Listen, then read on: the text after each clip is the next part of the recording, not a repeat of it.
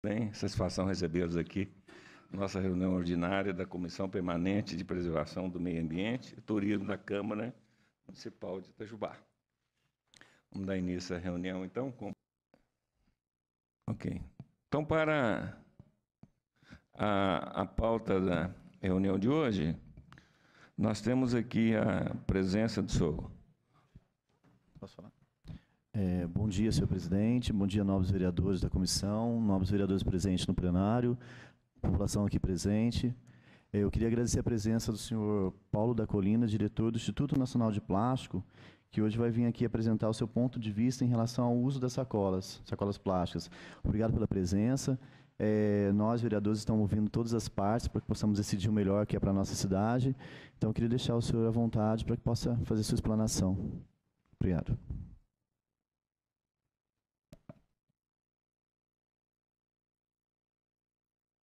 Bom dia, senhores vereadores, senhor presidente da Comissão de Meio Ambiente. É um prazer estar junto consigo. Eu agradeço inicialmente a oportunidade de trazer os esforços da nossa indústria. Eu falo pela indústria do plástico. Eu sou diretor do Instituto Nacional do Plástico, que é uma entidade tecnológica setorial, é uma entidade que é formada pelas principais associações da indústria do plástico. A Biquim, Associação Brasileira das Indústrias Químicas, a Biplast, Associação Brasileira da Indústria de Plástico, e a Bimac, Associação Brasileira da Indústria de Máquinas. E o objetivo do INP é desenvolver tecnologicamente o nosso setor. E entre as nossas atividades, nós temos objetivos de normalização, nós temos dentro do nosso instituto o credenciamento da ABNT para produzir normas técnicas, não normas técnicas, mas elaborar os projetos de normas técnicas que serão validados pela ABNT, e mais, nós acompanhamos a qualidade desses produtos ao longo do tempo. Então, a minha apresentação com os senhores, ela vai estar muito baseada no Programa de Qualidade e Consumo Responsável de Sacolas Plásticas, que é um trabalho que o Instituto Nacional do Plástico faz, juntamente com duas outras entidades do setor, uma a Plastivida, Instituto Socioambiental dos Plásticos, que se ocupa do plástico pós-consumo, da reciclagem e tudo aquilo que diz respeito à boa imagem e à boa utilização do plástico. E ainda, a terceira entidade que participa desse programa é a ABF, Associação Brasileira da Indústria de Embalagens Flexíveis, aonde estão lotados os fabricantes de sacolas plásticas. Então, eu gostaria que o senhor Valmir, se eu puder iniciar a apresentação, o senhor Valmir apresentasse o primeiro slide, por favor. Essa é a apresentação. Pode passar para o segundo, por favor? Eu dividi a apresentação em 3 pontos principais, e efetivamente é uma apresentação cartesiana, mas eu gostaria que, no momento que os senhores tivessem interesse em aprofundar mais aquele tema, por favor, me interrompam, e eu estou à disposição de todos. O primeiro módulo que eu vou apresentar é o uso de estudos científicos para a tomada de decisões sobre o tema sacolas plásticas e seu consumo responsável. O segundo tema é como é que nós conseguimos reduzir enormemente o consumo de sacolas plásticas, e isso eu vou apresentar ao decorrer da minha apresentação, utilizando as normas técnicas da ABNT. E o terceiro ponto, e eu acho fundamental em tudo o que está acontecendo nesse país, e sobretudo no estado de São Paulo, e agora em Vitória e Belo Horizonte também, é o direito do consumidor vis-à-vis a obtenção de maneiras corretas de você carregar suas compras, os seus direitos, que nós conseguimos, ao longo de algum tempo, aprofundar muito esses estudos, e eu acho importante trazer para os senhores essas informações. O próximo, por favor. O uso dos... Pode pular. Nós temos, eu vou pedir desculpa para os senhores, mas eu vou ler um pouco o meu pró-memória aqui, porque eu não consigo enxergar na telinha pequena lá. Nessa tela, eu estou apresentando 3 estudos científicos que embasam argumentações. O primeiro deles é um estudo produzido pelo governo da Inglaterra. A Agência Ambiental do Reino Unido fez uma avaliação do ciclo de vida de todas as embalagens, ou das embalagens principais utilizadas nos supermercados ingleses, e, dentro desse estudo, um estudo científico baseado na norma ISO 14040, que baseia, que padroniza esse tipo de estudo científico, desde o início da vida da sacola até a sua disposição final, quais seriam as implicações que as sacolas de todos os matizes, de todos os tipos, estariam produzindo na Inglaterra. O resultado diz o seguinte: a sacola plástica é o que menor impacto causa ao meio ambiente. E eu vou ler algumas das razões por que eles chegaram a esse ponto. Eles avaliaram sacolas de papel, sacolas de algodão, sacolas de plástico mais resistente, ou seja, aquela sacola retornável, produzida com plástico, e a sacolinha, aquela sacolinha plástica convencional que a gente encontra no nosso dia a dia. Todos os estudos, eles chegaram à seguinte conclusão: uma sacola retornável, para ter o mesmo impacto no meio ambiente, deveria ser usado, no mínimo, 173 vezes. Esse é um dos resultados. Se você compra uma sacola de algodão e usa 173 vezes, você interagiu com o meio ambiente da mesma forma que interagiria se usasse uma sacolinha de plástico. A sacola de papel você seria obrigado a usar 3 vezes também para ter a mesma consequência, o mesmo impacto ambiental. A biodegradável, essa biodegradável produzida com amidos de alguns vegetais, do milho sobretudo, ela deveria ser usada no mínimo 2 vezes para que você tivesse o mesmo impacto ambiental. E assim segue. Esse estudo, como qualquer estudo que está nessa apresentação, fica à disposição da Comissão de Meio Ambiente. E eu vou disponibilizar todos os estudos para a comissão. Eu tenho a impressão que parte deles, já estão com a Câmara Municipal. Então, né, o primeiro estudo que eu quero me referir é esse britânico. Não há como se acusar a sacolinha de vilã de meio ambiente sem um estudo científico. E nós trazemos um estudo científico que dificilmente ela passa a ser a vilã. Ela é a que melhor resultado traz para o meio ambiente.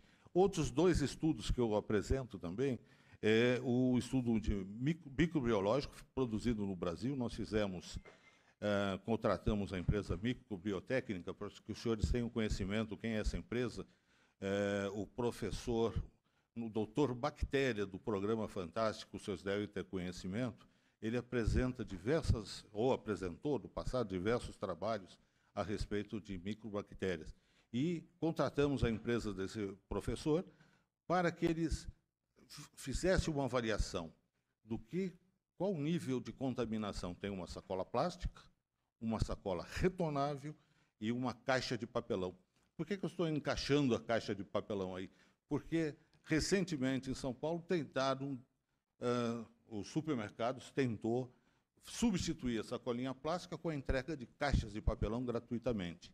E isso, dado aos 2 estudos que eu vou me referir na sequência, mostrou que, primeiro, o estudo que fizemos na cidade de São Paulo, que foi feito pelo Instituto Bureau Veritas, ele esteve em 50 supermercados, lojas de supermercados, recolheu as sacolinhas que estão nos dispensers de cada balcão, recolheu as caixas que estavam sendo oferecidas aleatoriamente aos consumidores, as caixas de papelão usadas, e, à medida que uma pessoa entrasse com uma sacola de algodão, eles ofereciam uma sacola 0 quilômetro, de melhor qualidade, e pediam que as pessoas lhe entregassem as sacolas usadas. Esse Instituto Bureau Veritas, ele é específico em pesquisas de diversos produtos de qualidade e tudo mais. E ele entregou esse material recolhido à empresa microbiológica. O resultado desse estudo: 50% das caixas de papelão continham coliformes fecais. 20% dessas caixas continham aquela bactéria conhecida como E. coli. Eu não consigo quase falar o nome científico dela. Escherichia coli. É um negócio bem difícil, mas ela chama-se E. coli e conhecida. No ano de 2011, matou 100 alemães num surto que houve no norte da Alemanha. Então, o que a gente quer mostrar? Que, sem um estudo científico, uma atitude de você substituir um programa por outro pode trazer problemas gravíssimos. Mas o mais importante desses estudos sobre infecções bacteriológicas foi feito pela Universidade da Pensilvânia. Também está disponível, havendo interesse da comissão, será disponibilizado já com a tradução juramentada que nós já temos. Há 2 anos atrás, há 3 anos atrás, mais especificamente, a cidade de São Francisco proibiu a distribuição de sacolinhas plásticas e recomendou a utilização das sacolas retornáveis e, inclusive, a sacola biodegradável. Nesses 2 anos de avaliação da Universidade da Pensilvânia, constatou-se, consultando os prontos socorros da cidade de São Francisco e adjacências, houve um aumento, um incremento muito significativo de 50% de visitas ou de procura de atendimento médico com doenças intestinais, infecto-intestinais. Ou seja, dentro desse estudo levantou-se que a utilização da sacola retornável, sem higienização, e isso fica bastante claro, 95% das pessoas que foram pesquisadas não desinfectavam corretamente a sacola. E, com isso, levavam para dentro de casa um poder muito grande de contaminação. E esse poder de contaminação foi muito grande, porque aumentou. Lógico, não se pode atribuir esse aumento 100% à contaminação das sacolas, mas o único fato relevante que houve nesse período de 2 anos de ausência de sacolas e a utilização comum da sacolinha retornável foi exatamente esse, a proliferação de infecções por E. coli e salmonelas. Isso está bastante claro no estudo, que está, como eu disse, disponível, e os números absolutos são pequenos, né? No caso de mortes atribuídas a essas 2 bactérias. Os números absolutos são pequenos, mas os relativos são enormes. No estudo que eles fizeram, antes da proibição da sacola, haviam morrido 7 pessoas daquela região e devido a essas bactérias. Depois do desaparecimento da sacolinha, morreram 12 pessoas. Nós estamos dando um pulo de 50 e poucos por cento. Como eu disse, relativamente, um aumento de 7 pessoas. Um aumento de 7 para 12, são 5 pessoas. Mas o número relativo é muito grande, é 50%, que pode estar ligado a isso. Agora, por que eu disse isso? Porque você pode e deve usar sacolas retornáveis também, desde que você faça a higienização dela corretamente. Isso implica em consumo de água, em consumo de detergente, e, em alguns casos, pela recomendação desse estudo, de energia para secar essa sacola. Então, é difícil a gente ver uma pessoa que pega uma sacola do tipo da sacola que a vovó levava na feira, no meu caso, da minha mãe, não da minha avó, levava na feira, uma sacola de juta, lavá-la com detergente e secar, não tem jeito. Mas uma de plástico você pode fazer isso, uma de algodão você pode fazer isso. Por que eu estou passando isso? Isto é um outro impacto ambiental que nós temos que considerar. Quanto vai custar para o meio ambiente esses efluentes líquidos produzidos com a lavagem das sacolas? Bom, mas eu vou voltar ao estudo britânico e vou passar para os senhores a seguinte ideia. Nesse estudo foram avaliados 9 categorias de impactos sociais. Dessas 9 categorias, a sacola plástica foi a que menos impactou.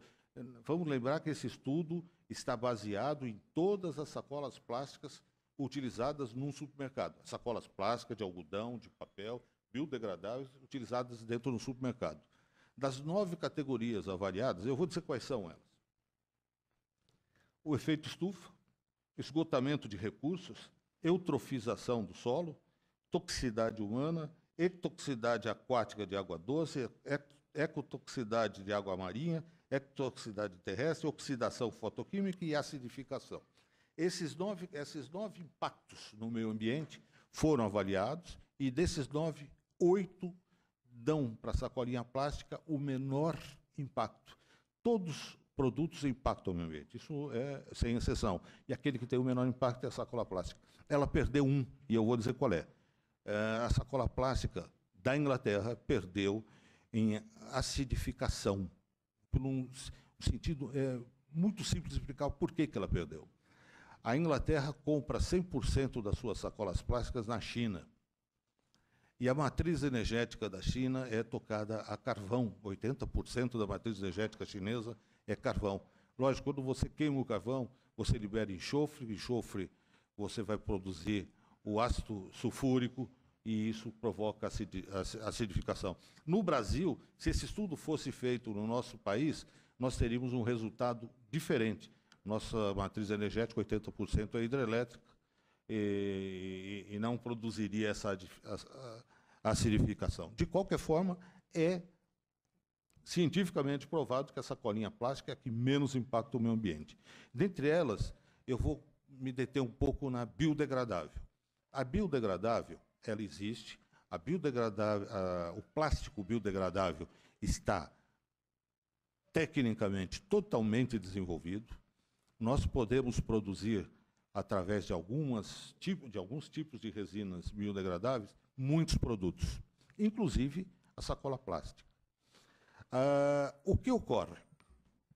A resina biodegradável para fazer filmes finos, como a sacola plástica, é uma resina chamada ácido polilático. Ela é derivada de amidos. Ela pode ser feita do amido da mandioca, da batata, da onde você conseguir tirar o amido, você faz essa resina. Porém, o ideal, e é o que se produz hoje no mundo, é o milho, é o amido de milho, a maisena nossa aqui. Então, existe aí uma bifurcação de entendimentos. Primeiro, o milho é um alimento. Segundo, ele está sendo fortemente utilizado na indústria química e de energia. Nos Estados Unidos, todo o etanol é feito à base de milho. O que acarretou recentemente foi que o aumento na produção do etanol norte-americana, ligado a intempéries, ou seja, seca muito rígida que alguns estados americanos tiveram, a produção de milho caiu muito. A saca de milho no Brasil, e com isso nos afetou fortemente, a saca de milho no Brasil que custava R$17, hoje você compra por R$36 a R$40, por falta de milho. O mundo está comprando milho e isso exacerbou seu preço. Nós estamos exportando muito milho em detrimento dos produtores de frangos, de suínos e de quem efetivamente consome o milho. Falei isso só para ligar as dificuldades de obtenção das próprias resinas biodegradáveis. Hoje, o mundo produz menos que 0,5% de resinas biodegradáveis necessárias à substituição de uma resina petroquímica, a resina plástica. O que ocorre?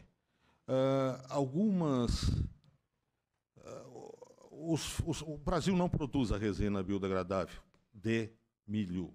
Não produz a resina suficiente, nenhuma resina para produzir o filme que se faz a sacola. Ele já está produzindo de forma laboratorial algumas resinas para aplicações mais rígidas. Nós temos uma fábrica em Serrana, perto de Ribeirão Preto, que já produz 60 toneladas por ano de resina vinda da fermentação do açúcar. É um passo anterior à produção do açúcar. Ele consegue fazer uma resina e você consegue fazer produtos rígidos, não flexíveis. Por exemplo, uma caneta, essa caneta Bic, ela poderia ser produzida com essa resina. E a gente espera que a indústria brasileira de biodegradáveis avance, porque nós trabalhamos sempre, os biodegradáveis trabalham sempre com produtos de origem renováveis. O que ocorre no Brasil?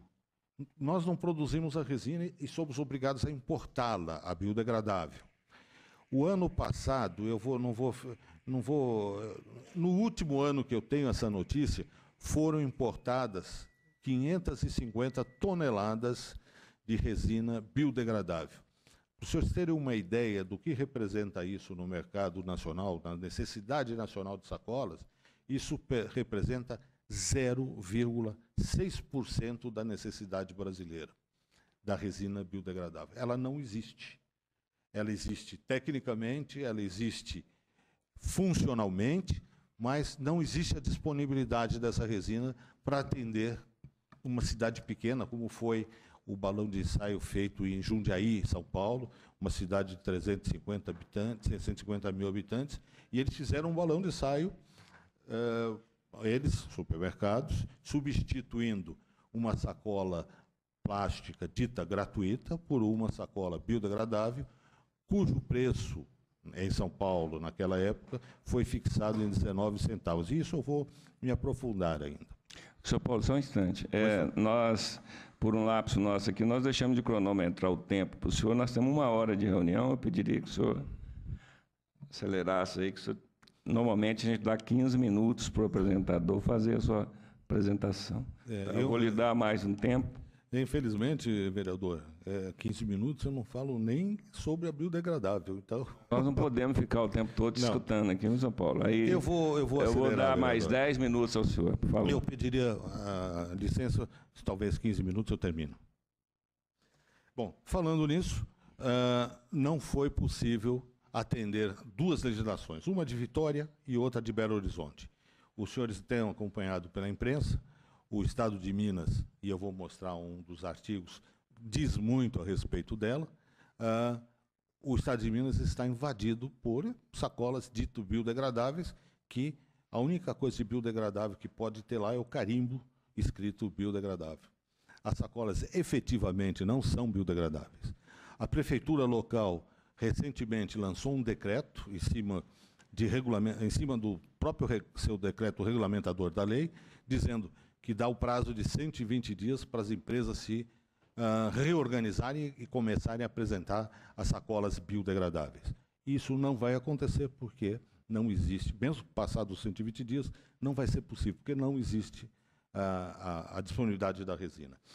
Segundo ponto da resina biodegradável, mais importante, é que qualquer produto biodegradável, não precisa ser a sacola, se não houver uma usina de compostagem, nós estamos impactando negativamente o meio ambiente na utilização da sacola biodegradável. Eu vou dizer por quê.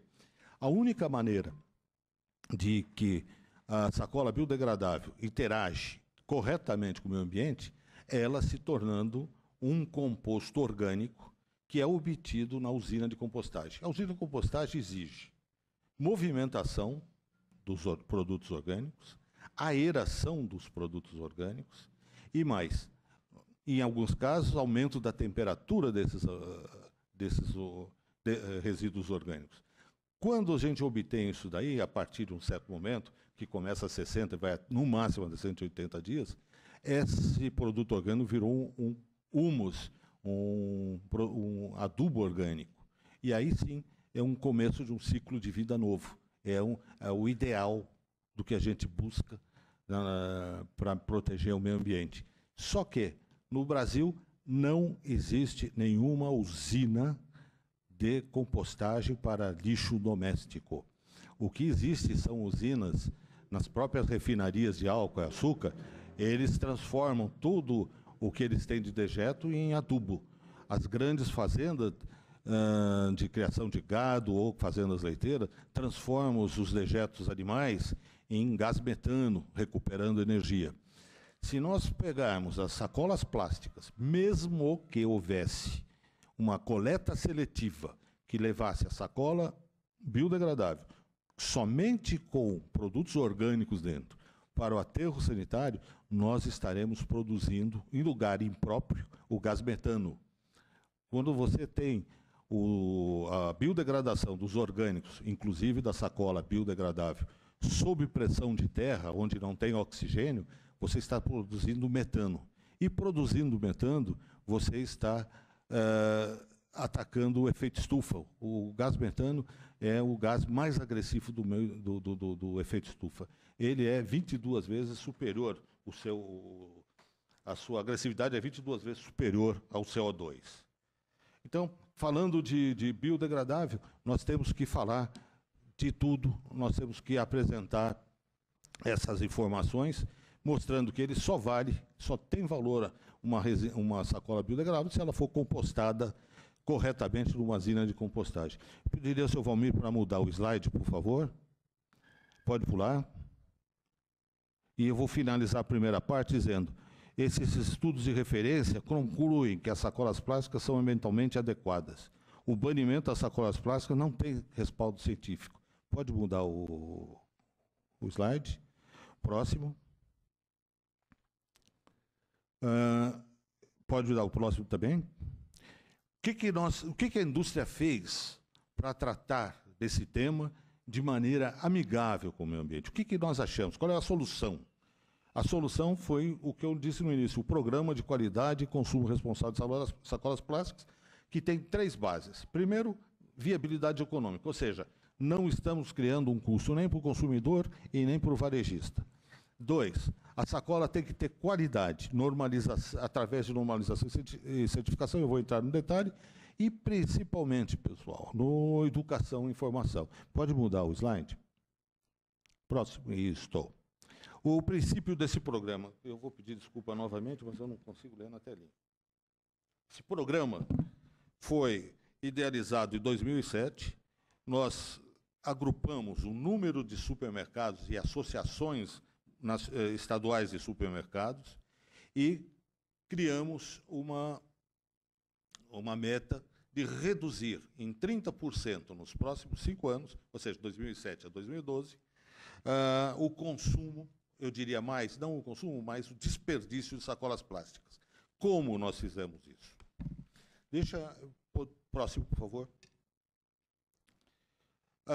Quando eu falei em viabilidade econômica, eu vou falar também no que nós estamos economizando de desperdício. Primeiro, uma sacola normal que a gente encontra nos supermercados, hoje pesa... Desculpa aí. Pesa 3,5 gramas. O que acontece? E isso nós comprovamos através de pesquisa. O usuário usa uma dentro da outra quando ele tem um peso um pouco mais significativo. Por exemplo, uma garrafa de PET de 2 litros, ele põe uma sacola dentro da outra. Ficou muito claro isso. Na pesquisa ficou mais claro ainda que uma sacola que tem esse peso e tem essa aparência de fragilidade, o consumidor vai usar ela pela metade, vai subutilizá-la. E com isso ele vai ter que utilizar 2 para carregar um certo produto até um nível cheio, enchendo ela.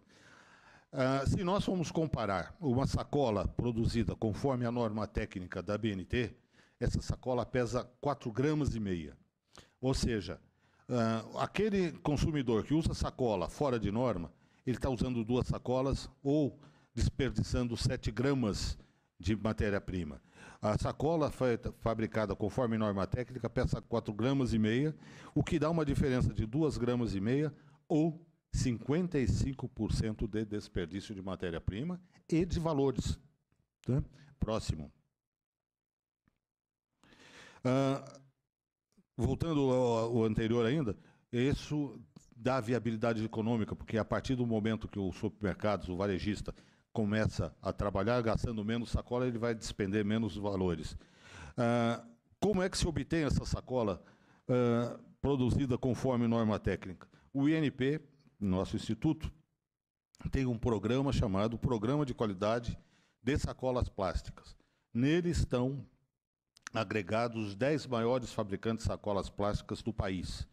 E eles são auditados pela BNT, com uma certa periodicidade. A BNT faz todas as auditorias necessárias para manter a certificação desses fornecedores, e com isso nós temos uma sacola correta, pesando 4,5 gramas, e que carrega 6 quilos de produto. O senhor dispõe por 3 PETs de 2 litros dentro de uma sacola que ganhou apenas 1 grama em quilos. E, através da certificação de cada um desses fabricantes, nosso instituto permite que eles usem um selo de qualidade, esse que está sendo apresentado. O próximo. E o terceiro e mais importante elo do nosso programa de qualidade de consumo responsável de sacolas plásticas é a educação e a informação.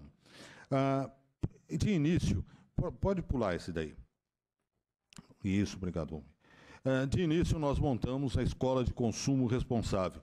Foram treinados 8.000 multiplicadores, sejam eles pessoal que trabalha na frente de caixa, ou seja, operadores de caixa, empacotadores, fiscais, sejam gerentes. Para cada nível de funcionário do supermercado, nós determinamos um determinado nível de curso. Pode passar, Valmir, por favor? Pode pular também essa. Nós criamos na internet, e isso, por favor, eu gostaria que os senhores verificassem, escola de consumo responsável.org.br. É uma escola onde tem 12 horas de aulas práticas de como tratar seus resíduos, sejam eles de plástico, sejam eles de qualquer outro material. Há uma série de documentos apensados que podem ter seu downloading gratuitamente, bastando simplesmente que vocês entrem no site e possam baixar, inclusive cartilhas, onde a gente ensina as crianças como manusear produtos de origem plástica ou outros descartados. Vamos, por favor, outro. O resultado desse trabalho, a gente vai ver nessa tabela que está à direita, nos anos de 2008 a 2012, com com as empresas de supermercados que se aliaram ao nosso programa, entre as 10 maiores redes de supermercados do país, nós temos 5 aliados que estão dentro do programa. Um deles é o Pão de Açúcar, que somente usa sacolas certificadas. Os outros eu poderia até nomear, mas eu vou economizar tempo aqui. O importante é que, em 2007, nós tínhamos 17,9 bilhões de consumos de sacolinhas. Em 2012, nós, através desse programa, conseguimos reduzir para 12,1. Isso quer dizer o seguinte: nós tínhamos uma meta de reduzir o desperdício de sacolas plásticas em 30%, nós pudemos reduzir em 32,4%, e isso é um processo virtuoso, porque ele continua.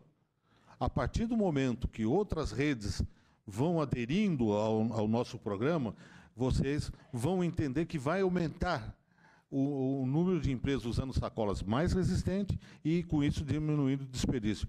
Próximo, por favor. Em 2009, nós tínhamos catalogadas, associadas ao nosso programa, 19 redes de supermercados. Hoje, em 2013, nós estamos conhecendo 90 novas redes, todas trabalhando com sacolas resistentes, mais resistentes, aquelas que você consome muito menos. E eu diria que são 90 aquelas que nós conhecemos. Acontece que esse aumento ele não é induzido diretamente por nós, ele é automaticamente.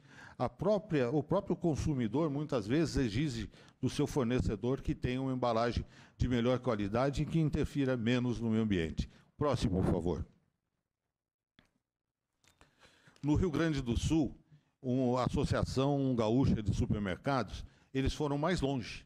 No Rio Grande do Sul existe uma lei que obriga os supermercados a entregar sacolas plásticas que são fabricadas de acordo com a norma técnica da BNT, ou seja, sacolas plásticas resistentes. Com base nessa lei, a Associação Gaúcha montou um programa chamado Sacola Bem Utilizada Ajuda o Meio Ambiente, que é um programa praticamente agregado ao nosso, mas já partindo dos varejistas, já partindo de um estado inteiro, no estado do Rio Grande do Sul, onde eles já, antes mesmo desse programa, já tinham reduzido em 20% trabalhando com o programa do INP. Próximo, por favor. O último tópico da minha apresentação, eu vou correr bastante, porque eu já sei que eu já estou infringindo o tempo da casa, diz respeito ao Código de Defesa do Consumidor, mas muito mais do usuário. O Código de Defesa do Consumidor diz que qualquer produto ou serviço posto no mercado tem que respeitar normas técnicas. Uma vez respeitada a norma técnica, nós vimos que a sacolinha ela é extremamente eficiente e vai reduzir o desperdício das sacolas, do número de sacolas plásticas. Pode passar, eu estou esquecendo de pedir, pode mudar também. Próximo. Esse é o caso, o artigo 39 do Código de Defesa do Consumidor, inciso 8º. Pode mudar, próximo. Aqui, o PROCON de São Paulo. Os supermercados devem oferecer uma alternativa gratuita para os seus clientes de sacolas plásticas. Eu não vou ler tudo por falta de tempo. Quando a gente fala em biodegradável ou retornável, nunca vai ser gratuito, porque os supermercados não têm como arcar com esse custo gratuitamente. A sacolinha plástica, que custa 2 a 4 centavos, dependendo do volume, a arte que é impressa, custa 2 a 4 centavos cada uma. E os supermercados dizem entregar gratuitamente. Não é verdade, está composto no custo do supermercado e o consumidor já está pagando por ela. Então, nesse momento, o PROCON de São Paulo diz: os supermercados são obrigados a oferecer uma alternativa gratuita. O Conselho Superior do Ministério Público de São Paulo, eu não sei se os senhores tiveram conhecimento, em 2012, em 2012, os supermercados, junto com o governo de São Paulo, quiseram banir as sacolinhas plásticas. E, no dia 25 de janeiro, aniversário da cidade, lançaram um programa chamado Vamos Tirar esse Planeta do Sufoco. Bom, primeira coisa que foi feito, o Ministério Público mandou suspender tudo o que eles tinham feito, porque eles estavam prejudicando o meio ambiente, e eles acharam, eu vou deixar esse documento com os senhores, que de tudo que iria ser feito, o consumidor pagaria a conta e nada que o meio ambiente não seria beneficiado em nada. Temos a recomendação do Pode mudar, por favor? Pode mudar. A recomendação da Associação dos Ministérios Públicos do Consumidor.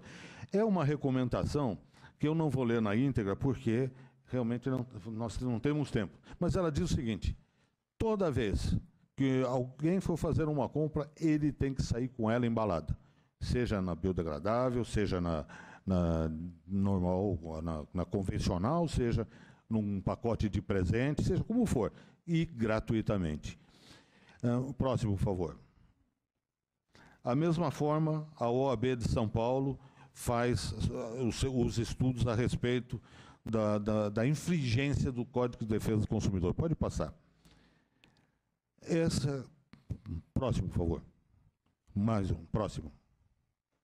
CONAR, Conselho de Autorregulamentação Publicitária. Os supermercados e o governo do Estado de São Paulo lançaram o programa Vamos Tirar esse Planeta do Sufoco, oferecendo sacolas biodegradáveis a 19 centavos e retornáveis a diversos valores, dependendo do tipo, e caixas de papelão já utilizadas. A Plastivida entrou com um processo no CONAR e ficou provado em 2 instâncias pelo Conselho do CONAR, o Conselho Superior, que havia uma propaganda enganosa dos supermercados e, com isso, obrigar os supermercados a tirar a propaganda do ar. O que eu quero passar para os senhores existe muita vontade, e eu acho que, de certo ponto, brilhante das pessoas quererem tratar o meio ambiente, mas elas têm que usar o conhecimento científico para tal. Mais recentemente, pode mudar, por favor, esta? Isso aqui é a opinião do Estado de Minas. Um minuto para o senhor encerrar, senhor. Eu estou encerrando. Essa é a opinião do Estado de Minas. Ele pergunta, um ano depois da suspensão da sacolinha, pergunta quem se deu bem. E ele mesmo responde, os supermercados. Próximo, por favor. Mais um. Próximo. Mais um. Pode mais um. Eu vou encerrando por aqui, por falta de tempo, mas eu fico à disposição da comissão para o questionamento que for necessário, e mais do que isso. Pode pular mais um, por favor, senhor Valmir? Isso. Aí vocês têm o meu e-mail, posso responder a qualquer pergunta a qualquer momento dos senhores e fornecer principalmente os estudos científicos a que me referi. E muito obrigado, senhores. Obrigado, senhor Paulo. Nós precisamos dar um tempo também para perguntas, senhores vereadores. É uma pena a gente ter pouco tempo para um assunto tão importante. Mas eu queria fazer uma pergunta ainda que eu não entendi. A gente vê hoje alguns varejistas aqui em Itajubá, principalmente, que estão vendendo sacolinhas biodegradáveis. E o senhor explanou aí por várias vezes que não pode ser feito isso. Isso varia de cidade para cidade, de estado para estado, e como que a gente pode resolver isso aqui na nossa cidade? Eu acho... Perdão. Alô? Não, existe um percentual muito pequeno que são verdadeiras. Eu tive a oportunidade de ver no Bretas aqui, uma que é verdadeira. Eu estive no Bretas, peguei ela, manuseei, e me parece que ela é verdadeira. Agora, eu tenho certeza do seguinte, não dá para atender nem a cidade de Itajubá, porque não temos disponibilidade dessa resina no país. Mas eu perguntei sobre a venda. Pode ser vendida? Olha, eu acho que vender ou não vender, o consumidor é quem vai decidir se quer comprar ou não. As pesquisas dizem que os consumidores não querem pagar, e com toda razão, eles já pagam dentro do preço a sacolinha.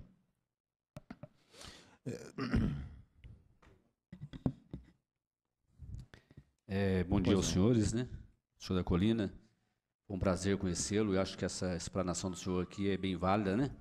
Embora eu já tenha uma consciência que realmente o uso da sacola plástica ela é uma necessidade da população. Eu defendo a volta imediata, né? E agora o senhor me reforça com os dados científicos, estudos, me dá mais sustentação na minha posição. Eu até fico grato com isso, né? Para a casa ter convidado o senhor para estar aqui nos explanando.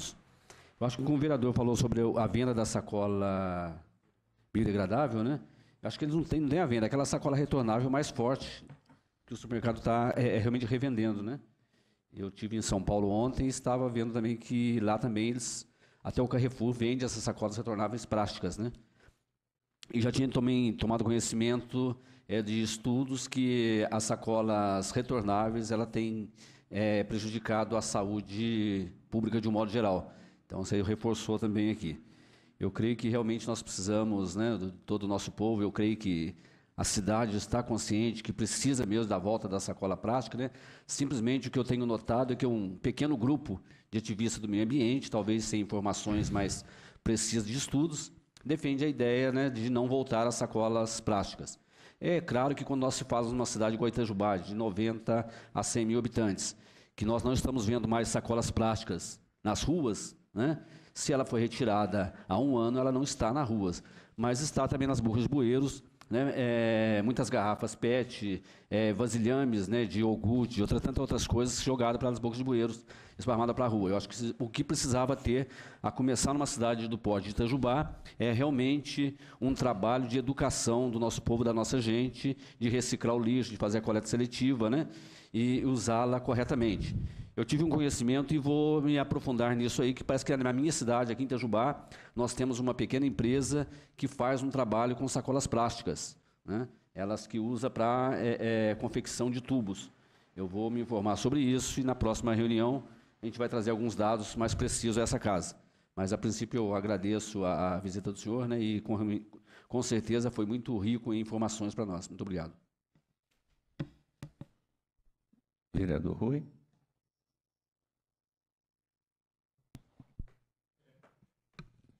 Bom dia, presidente Santi, vereadores da comissão, Joel José Maria, também vereadores. O senhor da Colina, uma satisfação imensa tê-lo aqui conosco. Só que, cada dia que passa, eu fico mais preocupado. Porque não é só a sacolinha. Eu acho que essa questão de consumo do plástico, ele está crescendo absurdamente em tudo, né? Eu fico preocupado quando o senhor fala que o instituto a qual o senhor é diretor, que é o Instituto Nacional do Plástico, ele está preocupado em produzir o plástico segundo as normas técnicas. Qualidade. Tá? Tudo bem, eu estou até acreditando. Mas, e a indústria de fundo de quintal? Que qualidade que vem isso? Que trabalho que está se fazendo o Instituto em função dessa concorrência nefasta? 1. 2. Essa questão de viabilidade econômica, qualidade de sacolinha e educação da informação, isso custa muito. E eu estou incrédulo com um monte de coisa. Eu, na contramão do vereador Wilson Marins, eu estou mais preocupado, saí com mais dúvidas ainda. Que do jeito que está, eu acho que não tem que continuar. Percebe-se que um número insignificante a nível de Brasil, que está usando essa sacolinha plástica de qualidade, de 4,5 gramas, que suporta 6 quilos, é mínimo. Porque tem umas aí que não cabe nem 2 quilos. E a indústria chinesa está chegando. E com bastante, né?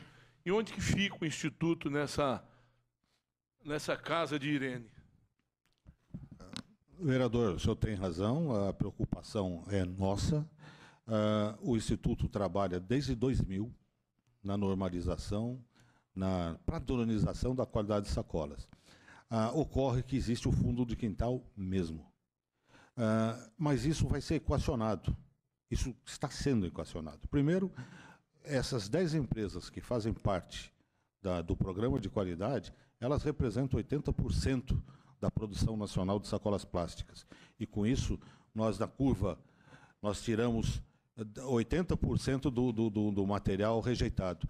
Não são poucas as redes que participam já com a sacolinha. 90 redes de supermercados, hoje, se a gente considerar que 5 delas estão dentro dos 10 primeiras redes do ranking da Abras, nós temos um volume muito grande. Tanto é que a gente conseguiu tirar o patamar de referência, que era 18 bilhões de sacolas ano, passamos para 12 bilhões. Esse patamar se mantém. Então, ele se mantém hoje, vai se manter nos próximos anos. É lógico que vai haver um crescimento, aquele crescimento do exponencial, do aumento do poder aquisitivo, e a gente vai conseguir, mantendo esse patamar, reduzir. A sua preocupação é totalmente válida, mas nós estamos nos preocupando e com péssimos produtores nossos, que são os nossos, da nossa indústria, e nós temos péssimos que nós estamos trabalhando, e eu vou dar 2, 3 exemplos de como é que nós estamos agindo, e temos péssimos varejistas também, que obrigam os nossos fabricantes a vender a um preço tal que eles são obrigados a vender por baixa qualidade. Isso eu não justifico. Eu não justifico porque se tem norma é para ser seguida. Mas o que o INP fez ao longo de, pelo menos, os últimos 10, 12 anos, os senhores vão conhecer bem na casa dos senhores as cadeiras plásticas injetadas. Hoje, dificilmente alguém vai cair de uma cadeira. E isso foi feito através de um programa de qualidade e consumo nosso, que nós começamos em 99. Hoje nós temos o Inmetro nos apoiando com o selo de certificação compulsória.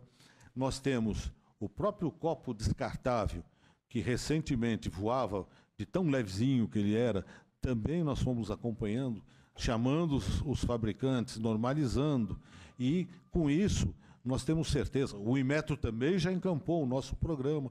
Então, logo, logo o Inmetro vai encampar as sacolinhas, isso eu não tenho a menor dúvida. Mas não é por aí.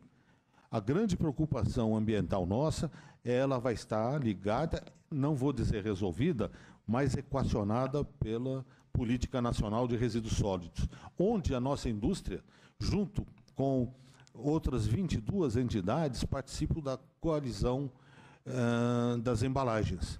Nós fizemos uma proposta para o meio ambiente, para o Ministério do Meio Ambiente, onde nós vamos acionar todas os elementos da sociedade que influem nas embalagens, ou seja, o produtor da resina, o produtor da embalagem, o envasador, o distribuidor, o varejista, o consumidor e o poder público. Nós, trabalhando dentro dessa cadeia, nós vamos eliminar esses problemas que são ao longo prazo. Eu não estou falando que é para hoje nem para amanhã.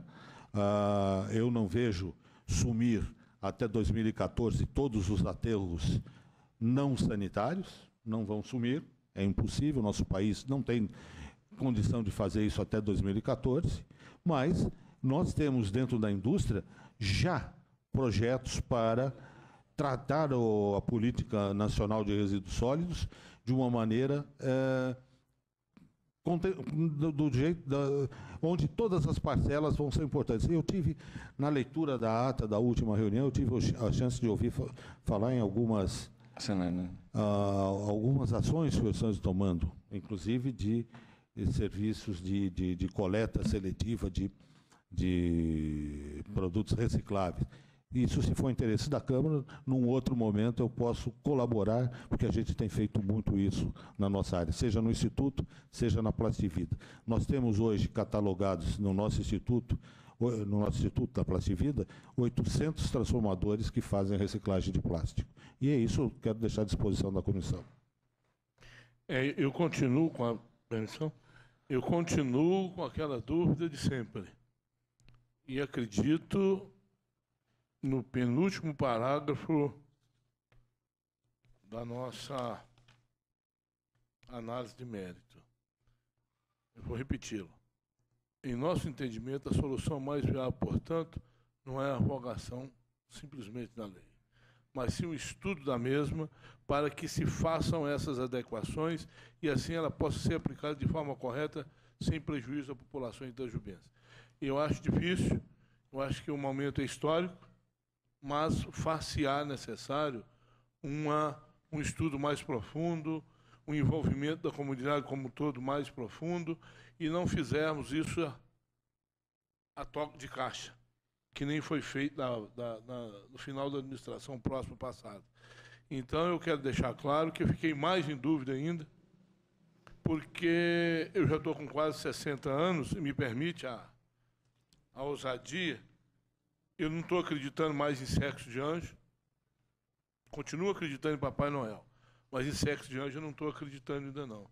E essa questão do plástico, ele tem que ser resolvido de uma forma muito mais profunda do que simplesmente tratar a sacolinha. Mas que essa discussão, nós não podemos perder esse viés, esse momento de discussão que está assim pululando na comunidade, e a gente tem como obrigação, no meu entendimento, que simplesmente se tratar, quando eu estou falando aqui sacolinha, eu não estou enxergando só a sacolinha. Eu estou enxergando o plástico, o uso do plástico por nossa comunidade como um todo. Isso poderão ter certeza. Porque o que a gente vê por aí, quando fala-se em educação, fica simples, muito simplório, muito palatável falar. E a questão de viabilidade econômica, eu não vi empresário nenhum pôr a mão onde não dá dinheiro. Pode ter certeza absoluta disso. Porém, eu continuo naquela dúvida e continuo na proposta de sempre, que eu acabei de falar. Vamos aprofundar mais ainda, porque nossos netos estão chegando. Muito obrigado. Fernando, rapidamente. Eu concordo com o vereador Rui, concordo com o vereador Wilson. Acho que o vilão nem é só a sacolinha, é o plástico em si. E como o senhor disse na explanação, a biodegradável a gente não tem como atingir a demanda de consumo da nossa cidade, do nosso estado, do nosso país. É preocupante. Então, a partir do momento que não se tem a biodegradável e a gente também está com esse problema da sacolinha, o que vai se usar? É o papel. E a partir do papel a gente vai ter um consumo maior de água, vai ter o desmatamento, são fatores que têm que ser pontuados, tem que ser levado em consideração isso também. Eu acho que o que precisa é a cultura da educação. Isso é fundamental, junto com a fiscalização que não se está se tendo. E aqui a gente percebe, em relação ao nosso executivo, que eles têm uma preocupação constante com a coleta seletiva e a triagem do lixo. Eu acho que a partir daí já é um começo de se educar, de se fazer algo diferente. Porque não é só a sacolinha que é o vilão, é o plástico em si e outros resíduos sólidos também. Então a questão é a educação, fiscalização, triagem do lixo e coleta seletiva. Gostaria de agradecer a presença do senhor Paulo.